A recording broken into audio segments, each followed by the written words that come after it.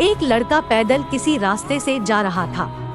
उस लड़के ने देखा कि सामने वाले बिजली के खंभे पर कागज की पर्ची चिपकी पड़ी है और उस पर्ची में कुछ लिखा हुआ है। वो लड़का थोड़ा नजदीक जाकर पर्ची में क्या लिखा है वो देखने लगा। उस कागज की पर्ची में लिखा था, कल इस रास्ते से गुजरते वक्त मेरे 100 रुपए कहीं गिर गए थे। मैंने ढूंढने की बहुत कोशिश की लेकिन मुझे वो नहीं मिले। कृपया इस रास्ते पर कहीं भी किसी को भी मेरे 100 रुपए मिले तो इस पत्ते पर पहुंचा देना। पर्ची में उसका एड्रेस भी लिखा हुआ था। लड़के को ये पर्ची पढ़कर उस एड्रेस पे जाने का मन करने लगा। वो लड़का उस एड्रेस पे जाने के लिए आगे बढ़ने लगा। उस एड्रेस पे जाकर लड़के ने देखा कि वहाँ पर एक झोपड़ी है। लड़के ने बाहर से आवाज लगाई तो उस झोपड़ी में से एक वृद्ध औरत लाठी के सहारे बाहर आने लगी।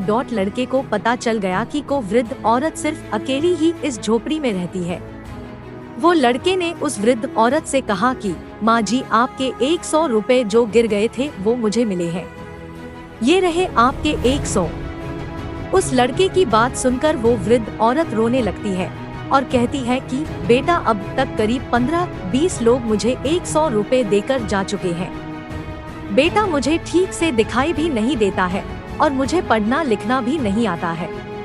पता नहीं किसने मेरी ऐसी हालत देखकर मेरी मदद करने के लिए ऐसा किया है। लड़के ने 100 रुपए रखने के लिए कहा पर वो वृद्ध औरत नहीं मानी। लड़के के बहुत आग्रह करने के बाद आखिर में वो वृद्ध औरत मान जाती है, लेकिन वो उस लड़के से कहती है कि तुम जाते वक्त वो पर्ची वहाँ से फाड़ कर फेंक देना। मुझे पता नहीं कि किसने मेरे पे तरस खाकर ऐसा किया है। लड़के ने कहा, माँ जी, आप इस बात की फिक्र मत करना, मैं वो पर्ची फाड़ दूंगा।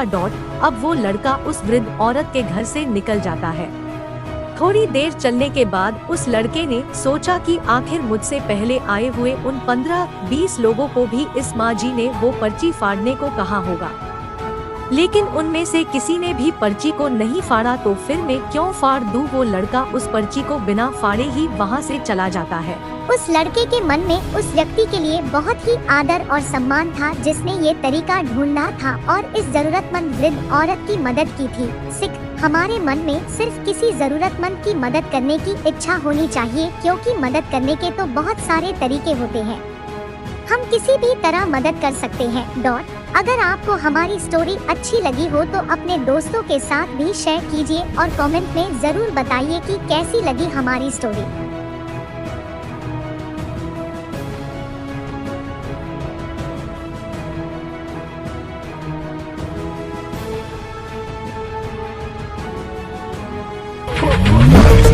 Это мой манер, ain't no pain, no gain, иди нахуй, мандей.